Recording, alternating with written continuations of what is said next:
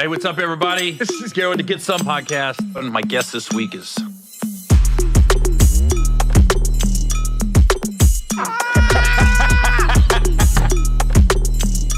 This motherfucker Gary.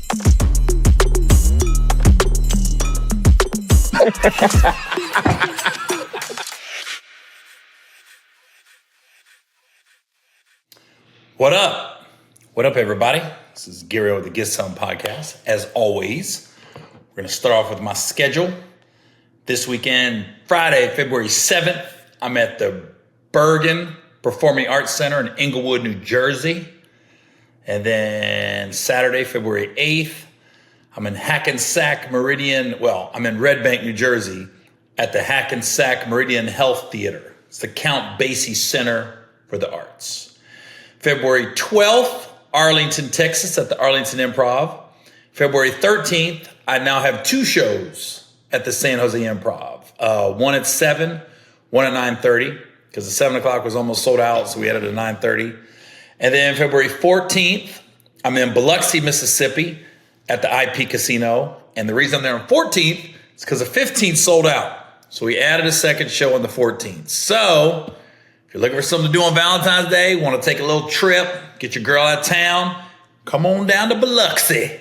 We got a casino. We got a funny dude. We got food. There's the ocean. There's oysters. So come on down. Valentine's Day. Yeah. And then February 16th, I'm at Ovens Auditorium, Charlotte, North Carolina. Legends of Laughter tour. And I'm taking a week off. Well-needed rest week for myself. And then when I come back, February 28th through March the 2nd, I'll be on Baltimore. Merlin, as you guys would call it. You don't like to put the Y on it. You add a U to it. Merlin at the Baltimore Comedy Factory. So that's where I'll be. So again, Valentine's Day, come hang out with your boy. And as this is airing, tonight, I'm in Cincinnati, the hometown. So if you're watching this, you're probably not at my show, or you have an amazing ability to watch a podcast and immediately go to a theater to see a show. So you know what? Maybe you're listening to this on the way to my show in Cincinnati. So we're at the Taft Theater tonight. So, yeah. Last weekend, I was in Tampa, Florida at the Funny Bone, used to be the Improv. I will say, for those travelers, I stayed this trip at the Grand Hyatt, right by the airport. And they got these villas or casitas, they call them, in the back. Same price as the room. If you're going to Tampa and you want a little hidden spot, book the villas or the casitas at the Grand Hyatt in Tampa. They're dope. Like they're behind the property. They're like little beach homes. And if you order Uber Eats or DoorDash, that comes right to the door. You still got cleaning service every day. But it's a little private, and it's like a 7-8 minute walk to the main building. But it's funny. I'm so glad I stayed in the villas, and honestly I booked it by accident because first morning I get there. So I got there Friday. Saturday morning I wake up. I head down to the lobby. I walk to the lobby, 70 minute walk to get some coffee. And there's one of the black fraternity had their alumni weekend there. Whatever the black fraternity is with the blue and the white. I've been trying to get this piece of lint off my shirt since it started. Whatever the blue and white frat is, that's who had their alumni weekend at the Grand Hyatt. And I walked in to get a cup of coffee and I got bombarded. And I went, I'm so glad I'm in them villas. That would have been such a long weekend of getting on the elevator, taking selfies. You know, I mean, you got to be cool, but at the same time, I was just trying to get some coffee and go back to my room. Maybe take a little walk around the property. So I'm so glad I was staying in villas. The 5 minutes I went in that lobby, 15 pictures at least. You know what's funny, the difference between black and white people when they recognize me? Black people, a lot of times are loud when they see me. And not obnoxious, but loud, like, oh shit, Gary, okay, or whatever. With white people, I'm a secret. This is how white people always tell me. I know who you are. Yeah, I know. It's so funny to me. Like they're like almost like they'll give me a little pound, like, yeah, I know. Trust. These other people don't, but I know. And then it was crazy because my flight to Tampa on Friday, I was sitting there and just to be blunt, it's a less than 2 hour flight. It was like an hour and 45 minutes. And it was a $800 difference between coach and first. So I said, oh, I'm going coach. That's a short flight. I'm not paying an extra $800 to fly first. And then, that's my way of keeping it real. And then I'm sitting there and I'm in my seat. And when I checked online, the middle was open. But then them damn standbys get on and they take up the middle seats. So I'm sitting there and one brother, there might have been 5 black people on this flight. The one brother's coming. I go, no. He sits right next to me. I go, and as soon as I don't think he recognized me at first because I had my hoodie on and a hat, had my head down. Soon as that dang flight attendant came, you want anything to drink? I said, I'll take some water. He went, oh. And I got my earbuds in. I'm watching a movie. And now he wanted to talk. So he kept hitting my shoulder. The bad part was, and if he sees this, he was a nice guy. But he put my shoulder. Hey, man. Yeah. What, you in town this weekend? Yeah. Let me small talk, nothing crazy. But when he just hit my shoulder, I literally was like, he just had a bag of like pretzels or chips, and he was doing this. And I saw him doing this, the salt on his hands. And I'm such like a germaphobe, stainophobe now. I've gotten really bad the older I get. I admit it. When he was hitting me, I was like, he better not gotten on that salt. And it was my first time wearing this brand new Legends hoodie that I got. And I go, he better not have stained it with his little salty hands. But he ended up being cool. We talked for a few minutes, and at the end of the flight, he asked me to get a pic. Of course, I said yes. And then he said he had seen me like 10, 12 years earlier at the Tampa Improv, which is now the Funny Bone. And I knew that weekend so well because it was the Pittsburgh, Arizona Super Bowl. I was there. I got to really start recording these podcasts earlier because I'd be yawning a lot. No, I apologize for that. But it was at Super Bowl, so I did remember that weekend. But he ended up being a cool guy. So sometimes I got to be a little more open to saying hi to people because I'm always thinking, Cause I tell you, man, the plane, a lot of times I'm just trying to sleep, veg out. I never bought the internet on planes. That's my time to like decompress. I'll open up the app to get texts, but I've never, I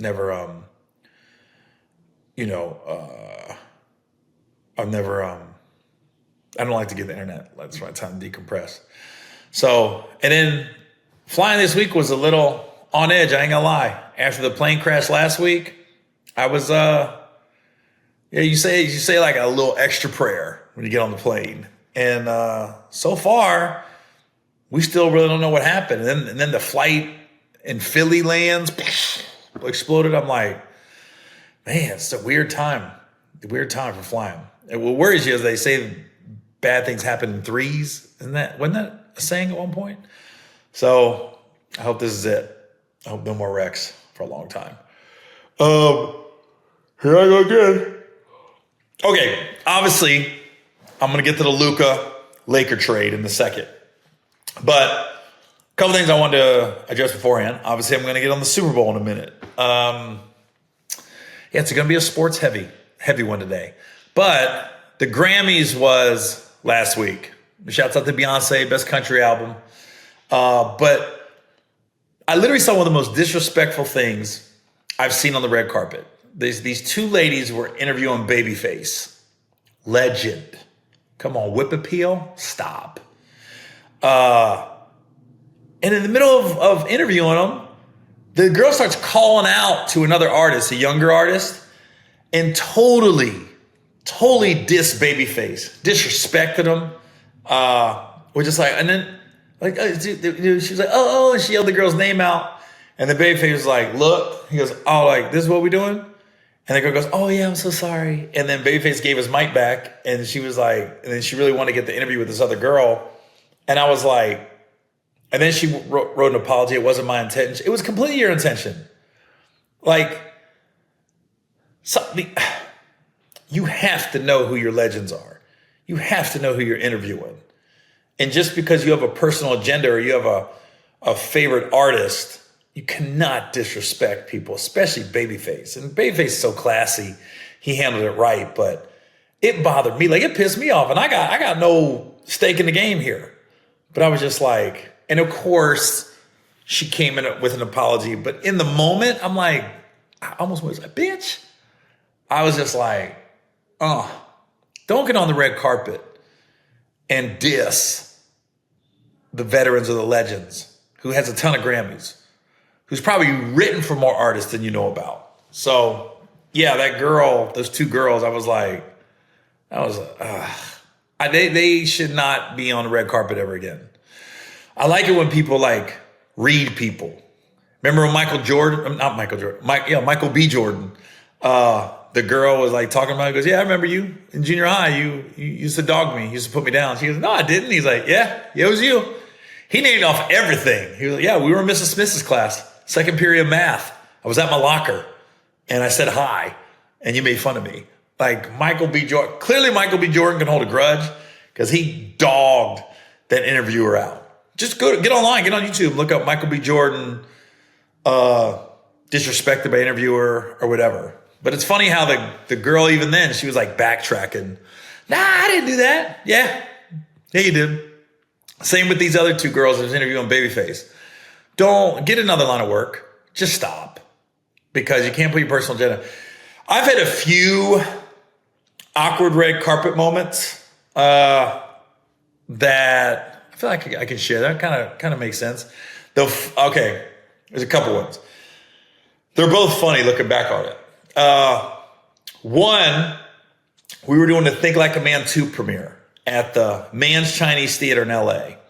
And when you do these premieres for movies, you get there, they say, okay, Gary, who's ever your significant other, if you have a date, you're next. And that's where you walk and you take the pictures. That's where online you see all the flashing bulbs, and that's where Wire Image or the Getty Images pictures are taken. And then there'll be a line of, it's like almost press row. And there's Entertainment Tonight, there's BET, might be Gossip. There's all these different media outlets ready to interview you. ABC, CBS, Good Morning America, that type of stuff. And I'm doing my thing, I'm doing my interviews, but Kev's right behind me, Kevin Hart.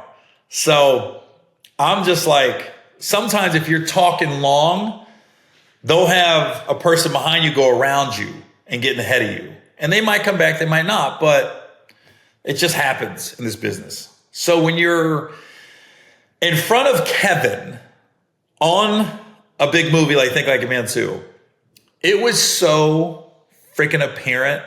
Some of these interviewers just was like, yeah, we talking to Gary, but we trying to talk to Kev. And God love him. This is no disrespect to Kevin Frazier. I think he was working for Access Hollywood maybe, or Entertainment Tonight. This is how Kevin Frazier was interviewing me on the red carpet. He's like, yeah. So yeah. I was Think Like a Man 2. Did you enjoy it? Vegas was hot? Yeah. When I tell you, he was locked to make sure he wrapped it up before Kevin got done with the interview here. So Kevin was talking to another interviewer right behind me. He was talking to me, but his eyes was locked on Kevin. And he was going to make damn sure that he said, okay, thank you, Gary, as soon as Kevin wrapped up. I wrapped up before Kevin got wrapped up. And then, I just have fun with this stuff. So now I'm on to the next interviewer. And Kevin moves over to Kevin Frazier next. When I tell you the level of energy Kevin Frazier gave Kevin Hart, I was like, he was talking to me like, yeah. Anyways, so what's your favorite food? All right. Were you always tall? Were you ever short? So you're from Cincinnati, great. Yeah, Jerry Springer. His questions, he was not into it. He was not listening to my responses. You know when somebody's listening or they're just going through the questions. And a lot of times entertainers, and I'll say this to people interviewing people, listen to your subject's response. I know you have a list of 10 questions. You might only get through 3 of them. If the guy's talking, listen to what he's saying, and then acknowledge it, and you might have a follow-up question about the first question. But don't just go through the motions reading questions. A lot of radio interviews I do that. You could tell they're just going through the motions and they're just doing. That's what Kevin was doing with my interview on Think Like a Man too. And then when he got to Kevin Hart, it almost was like the Key and Peele video. Like, you ever seen the video where Key and Peele, they're talking about the president when Barack was president, and when he sees the white people, he just shakes their hand. But then when he sees a black dude, he's like, oh, what's up, baby? Yeah. That's what it was like. I wish there was a video of it somewhere, but it was like, he'd be like, hey, Gary, yeah. And then when he saw Kev, oh, man. Oh, we've been waiting for this. And then everything just went up 20 notches. And I was like, okay. But I get it. It is what it is. The other awkward red carpet moment was ESPN. It was which Super Bowl? It was the Giants versus Patriots Super Bowl in Indianapolis. Whatever that was, 2011, 2012. Oh my God. Why do I record this tonight? I guess I'll record this in the morning. So I remember I went to the ESPN party and I was in line to get on the red carpet, and Joe Thomas, the Hall of Fame offensive tackle for the Cleveland Browns, was in front of me. So he was getting ready to walk, and then I was next. And it was like the perfect timing. It was right in the middle of people walking the red carpet. You weren't too early, you weren't too late. You was in the pocket. There were so many cameras, and everybody's interviewing. I was like, oh, this is going to be a good one. Right before I walk, they go, oh, Tim Tebow just got here. He's going to go in front of you. And this is when Tim Tebow just won the Heisman. He just got drafted by the Broncos. No, he wasn't drafted yet. He was about to get drafted. That's right. He was about to get drafted. Was he? No. Oh, let me check. It was his first year with Denver, or he just got drafted. Let me see. What year did Tim Tebow get drafted in the NFL?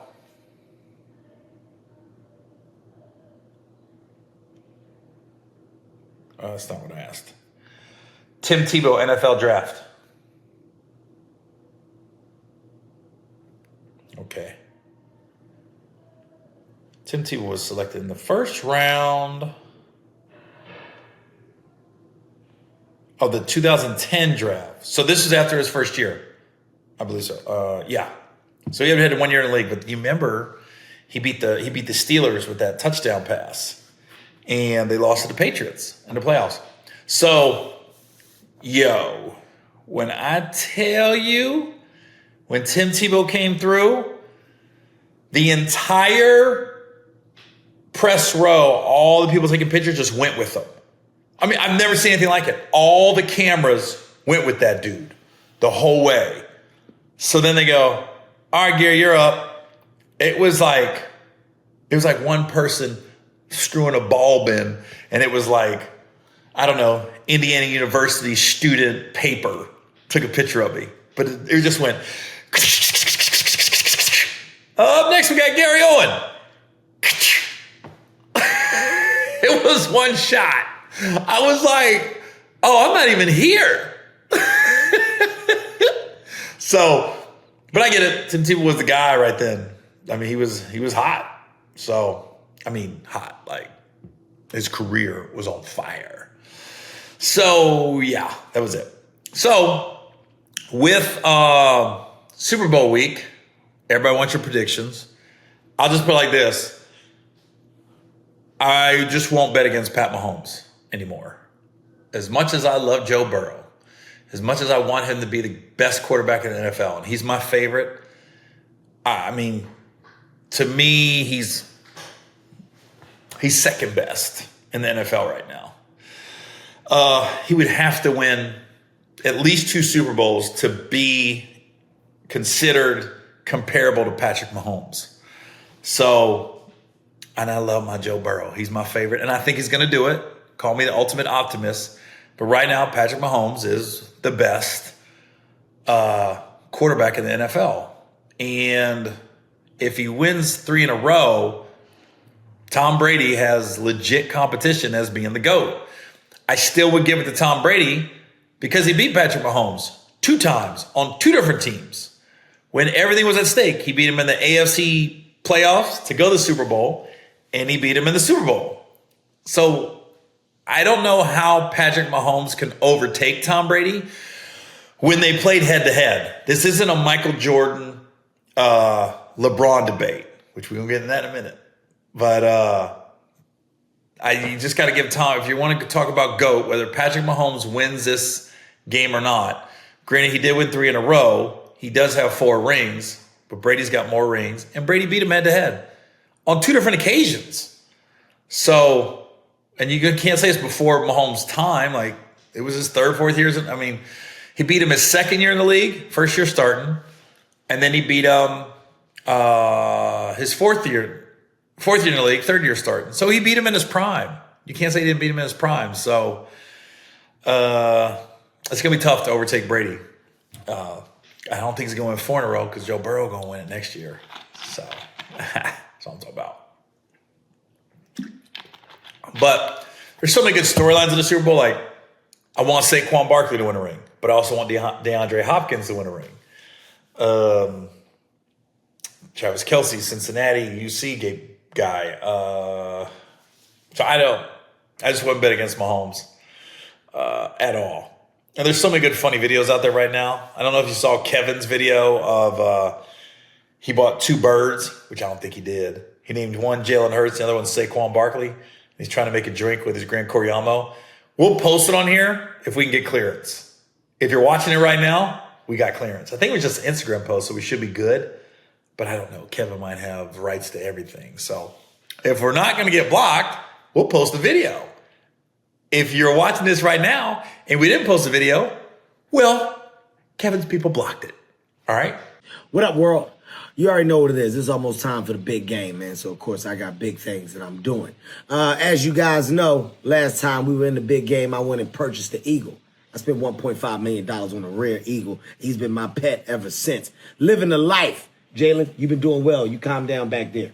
By the way, we had a little problems. I had to get him trained. Had a couple handlers come out because he was trying to hurt me. At one point, he thought I was an actual rodent, and he was trying to hunt me. But we got all that under wraps. And you know I'm dad around here, okay? But like anything, all good things come in pairs. So I went out and found myself another Eagle. I just dropped $12 million on a rare Eagle with big legs. That's right. I'm going to call him Barkley, Saquon. Yeah, so I got Jalen and now Saquon. I got 2 Eagles, bitch, because that's the type of life that I'm living around here. Okay, you know I celebrate all things big. Gran Coriamo is officially... Chill out, man. Don't do that. Yeah, if you haven't seen it, though, go to his page, go to his Instagram page and just look it up. It's funny as hell. And then Gilly made a challenge to Taylor Swift. We'll see if she acknowledges it or accepts it. And it was a safe bet. It was Gilly will wear a Travis Kelce jersey for 3 days. And oh my God, I just showed it again. And Taylor Swift just has to wear a Jason Kelce jersey for like 4 seconds or something. I've never seen Gilly that respectful to anybody in my life. Like he's scared of Taylor Swift. I'll put it like that. Because Gilly's wanted to talk smack, go in. But when he started talking about Taylor Swift, he was like, Mrs. Swift, will you please take this bet? He was very polite, very cordial. And that ain't the Gilly we know. So he didn't want the Swiftie Nation coming down on him. So we shall see if Taylor Swift takes Gilly to King's bet. That would be dope if she does, though. It would be dope if she acknowledges it and they have the bet. But really, Taylor's not at risk of anything. Like you're just gonna wear your boyfriend's brother's jersey for 4 seconds. Gilly got to wear that stuff for 3 days.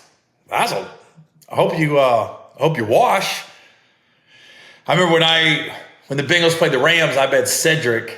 I bet him $1,000, and I had to wear Aaron Donald's jersey for a day, and so I did. I wore the jersey, and then I had to pay Cedric $1,000. And the bad part about the bet is, I think it was like a 3.5 difference, and the Bengals lost by 3. So if I would have taken the Vegas odds, I would have won. I was just like, nah, straight up. Idiot. But I lost that bet. So, is what it is. It's whatever. So I'm picking the Chiefs. We'll see what happens. It's going to be a fun week, though. So, the big news of the week, though, leave it to the Lakers during Super Bowl week to break in the news. I remember years ago, it was Super Bowl week, and Kobe Bryant went for 81. Let me see what week that was. It was Super Bowl week, and they said leave it to Kobe to figure out how to put the NBA at the forefront. So Kobe, 81 points. 2006. I know it was in January or February.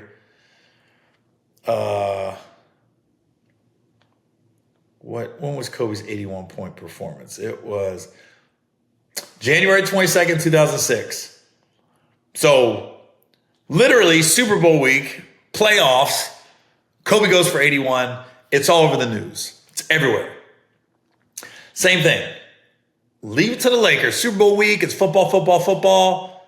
Luka traded for Anthony Davis. And there's some other people involved, but pretty much it was Luka and Anthony Davis were the big two. And I'll say this. Dwayne Wade posted something that I had not thought of about this. Everybody wanted to talk about Luka's going to miss out on the Supermax. He could have signed for $360 million or something in Texas. His money doesn't go as far in LA as it does in Texas. Now, let's keep in mind, if you're one of the best players in the NBA and you're getting paid NBA money, you're good either way. Trust me. Like, does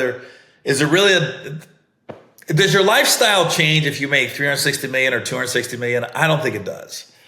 It goes back to the old saying, the hardest million to make is the first. After that, the next million, you'll figure it out. And there's a reason why so many, you hear about millionaires, billionaires losing everything, but then getting it back. It's just once you're in that mind frame, you just figure it out. So what? Okay, Instagram. Let me look this up real quick. It made the most sense. And I don't want to take credit for it, and I don't want to misread it. But when I saw it, I go, yep.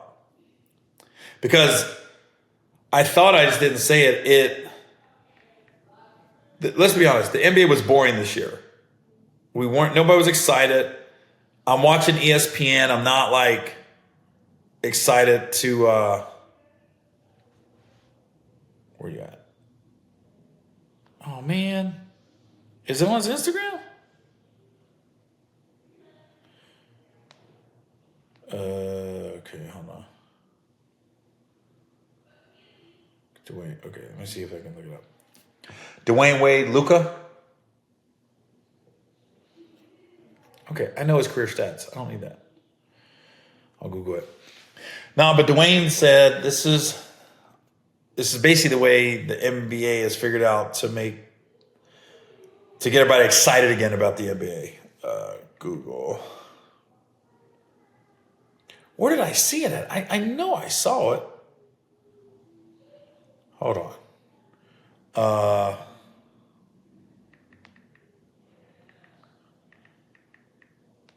Dwayne Wade, Luka trade. I got to find it because it made, I just want to read it because it just made so much sense. And I want you guys to hear what it really was about. Let's back down there.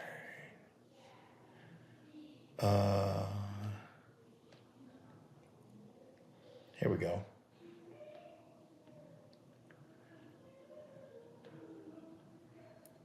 Okay. Okay. Okay.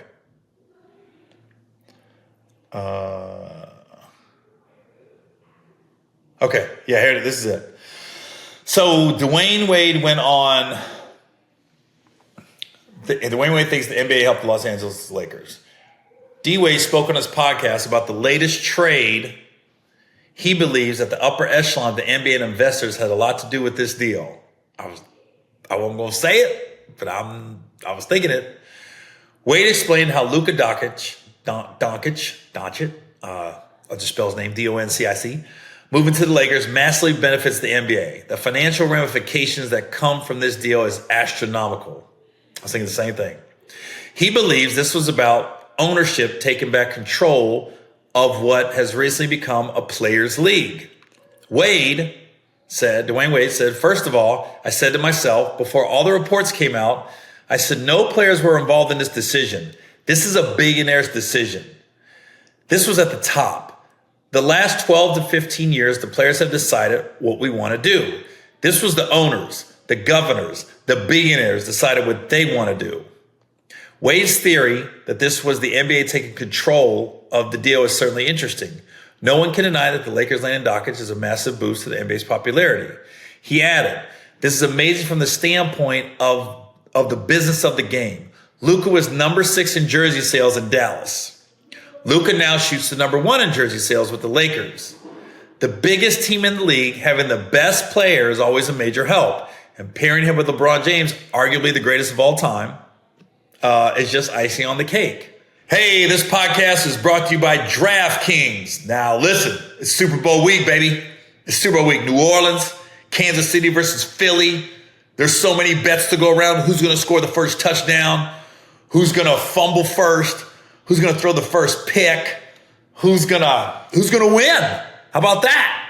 Are they going to cover the point spread? So listen, this is one of the biggest betting sports weekend every year. So this year, this is what I need you guys to do. And yeah, I'm reading it because I don't want to get it wrong. I want the information perfect so you can get this. So slow down and watch this. All you got to do is download the DraftKings Sportsbook app and use code GETSOME. That's code GETSOME for new customers to get $200 in bonus bets instantly when you bet just $5. Only on DraftKings Sportsbook. The crown is yours. Gambling problem? Call 1-800-GAMBLER. In New York, call 1-877-8-HOPENY or text 467-369. In Connecticut, help is available for problem gambling. Call 888-789-7777 or visit ccpg.org. Please play responsibly on behalf of Boot Hill Casino and Resort. 21 plus age and eligibility varies by jurisdiction. Void in Ontario. New customers only. Bonus bets expire 168 hours after issuance. For additional terms and responsible gaming resources, see dkng.co/audio. So Dwayne pointed out the NBA's international business ventures. He cited how well the league is doing, but it can prove now that the Lakers have an international European superstar, Luka-Doncic. Now the international market, think about it. The NBA just signed a new TV deal, $25 billion. Let's just throw that out there. It's a $25 billion TV deal.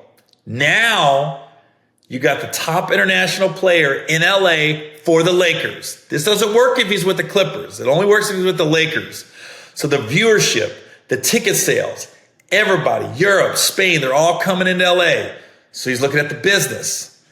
This is an amazing business decision by the billionaires to say, this is what I want for now, and this is what we need as a league. Wade seems to think that the teams or players involved have no input in the trade. Rather, the NBA took control and made a business move to send Luka to the Lakers. And it certainly seemed like Doncic knew little about it. But it also was a trade initiated by the Dallas Mavericks. It is important to note. Sorry, that's my dog. Magic Johnson has predicted Doncic could turn into the Lakers into title contenders. That's just wait and see. But I was thinking the same thing. Lakers are the Yankees. The Lakers are the Cowboys. But I would argue I don't think the NFL has a team like the Lakers.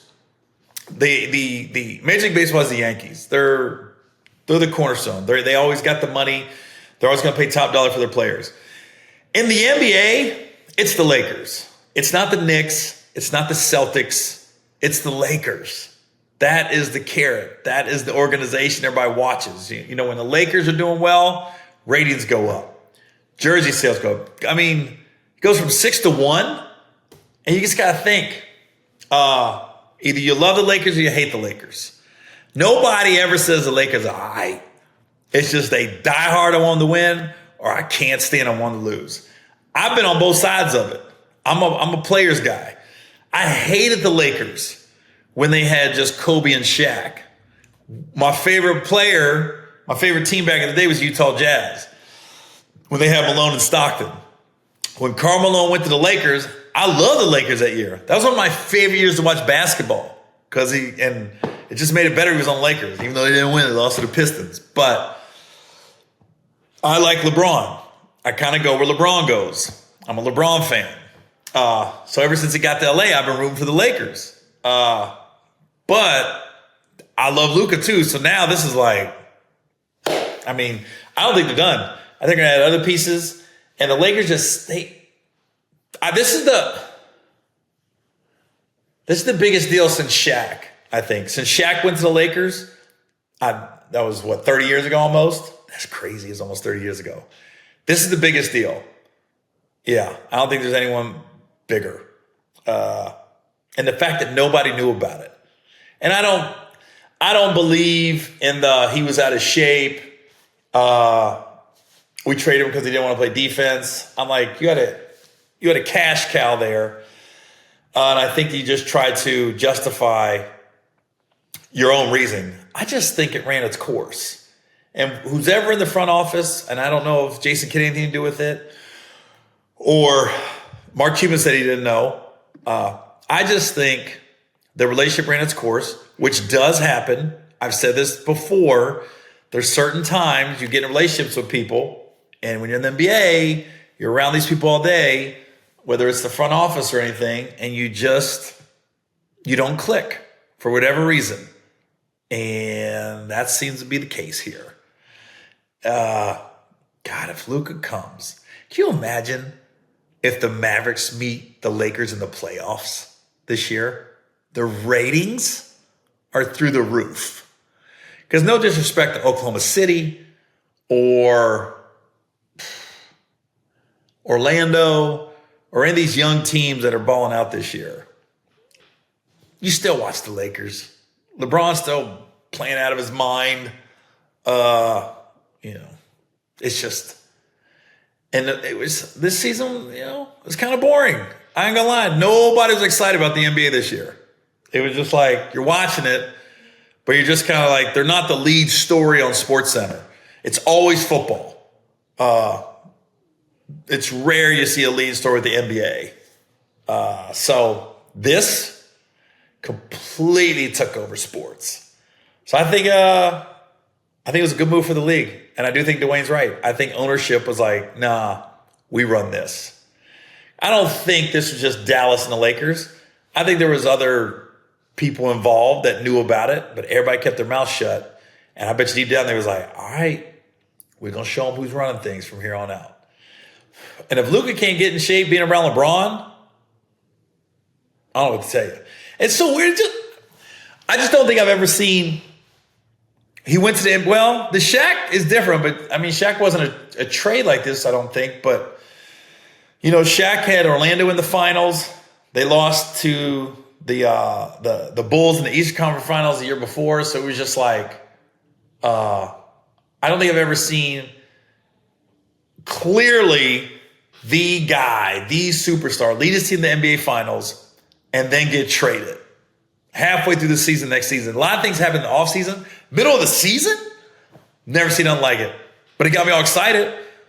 Who doesn't want to see Luka play the first game? Like, it's going to be probably next week. He's going to come back. Who don't want to see that? And I think Kendrick Perkins said it on ESPN. We keep saying they're the same position. But you got to realize, LeBron and Luka, the basketball IQ is so high, they'll figure it out. They'll figure it out. They're like, who's going to get the ball last? I'm like, listen, they'll figure it out. They're smart. And I'll tell you this, if you just want to bring race into it, which I'm always good, I like race talk. It's one thing to have a black superstar on the Lakers. A white one? Get out. Get out. Because I'm the type of dude, I root for people that aren't supposed to dominate a sport. Like gymnastics. I root for the black girls. Tennis. I root for the black guys and the black girls. Hockey. I root for the black guys. Boxing. I root for the white guy. Golf. I root for the black guy. Basketball. I root for the white guy. Football, position by position. Quarterback, that can go either way. It used to be I root for black quarterbacks, but there's so many now.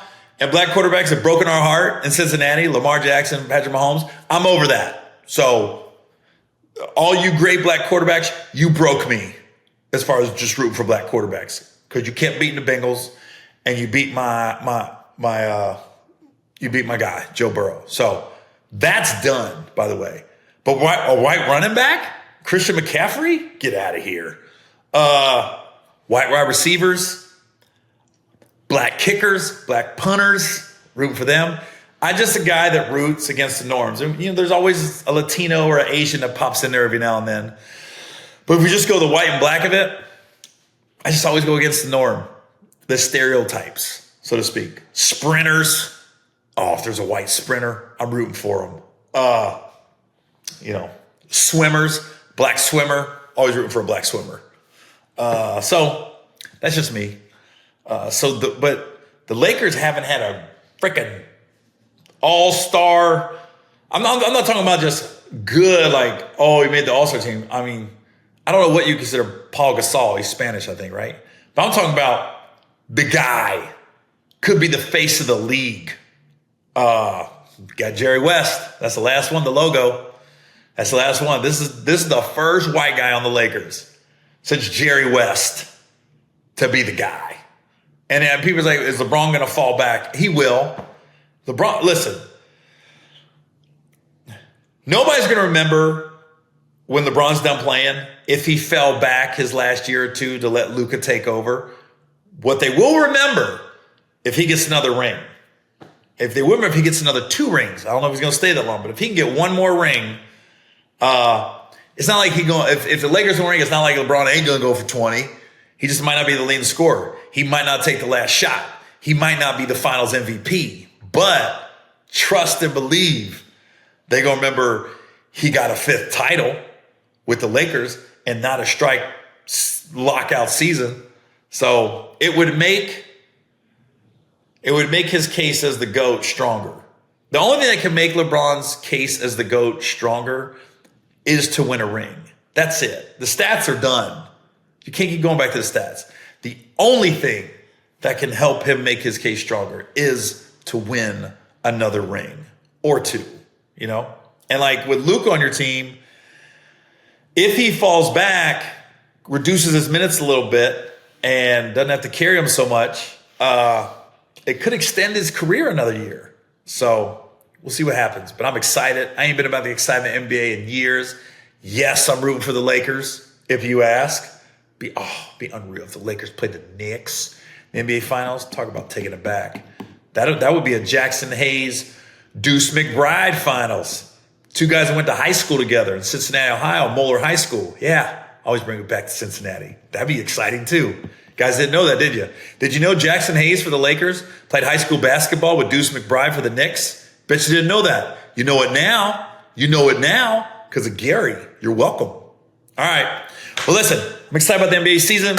I'm excited about the Super Bowl. Yeah, it's a good time. So we will see you guys next week. This is Gary Owen with the Get Some Podcast.